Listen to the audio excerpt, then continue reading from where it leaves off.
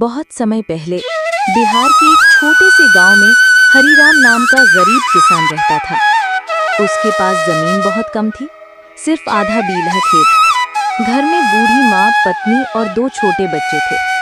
हरीराम सुबह सुबह बैल लेकर खेत जाता, लेकिन उसकी जमीन इतनी छोटी थी कि उसमें फसल से पेट भरना भी मुश्किल था।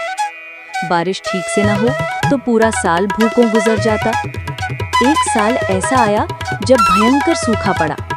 गांव के तालाब सूख गए, कुएं का पानी भी नीचे चला गया। हरीराम ने जो गेहूं बोया था वो प्यास से सूखकर राख जैसा हो गया। घर में अनाज खत्म हो गया। पत्नी बच्चों को चुप कराने के लिए पानी पिलाती और खुद भूखे पेट सो जाती। माँ बुखार से बीमार पड़ी थी। हरीराम रात को आसमान की तरफ देखता और सोचता कि हे भगवान, मैंने कभी किसी का बुरा नहीं किया, फिर मेरी किस्मत इतनी कड़वी क्यों है। एक दिन खेत में बैठा बैठा वो रो रहा था कि पास की झाड़ियों से एक बूढ़ा साधु आया। साधु ने पूछा, क्यों बेटा, क्यों दुखी हो? हरीराम ने रोते हुए सब हाल बता दिया।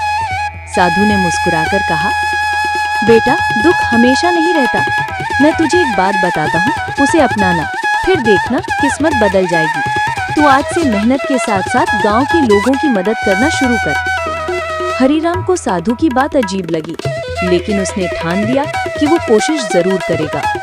अगले दिन से हरीराम खाली समय में लोगों की मदद करने लगा। कोई खेत जोत रहा होता तो वो बैल पकड़ लेता, कोई बीज बो रहा होता तो वो साथ दे देता। गांव के लोग हैरान थे, इतना गरीब किसान फिर भी इतना मददगार।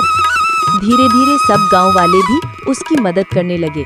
किसी ने उसे बीज दिए, किसी ने पानी के लिए बैलगाड़ी उधार दी, तो किसी ने मजदूरी में हाथ बटाया। गांव की सामूहिक मेहनत से हरीराम का खेत फिर से हरा भरा होने लगा। कुछ महीनों बाद उसकी फसल लहलहाने लगी। जब कटाई हुई तो हरीराम के घर में अनाज का ढेर लग गया। माँ के इलाज के लिए पैसे मिल गए, बच्चे अच्छे कपड़े पहनने लगे।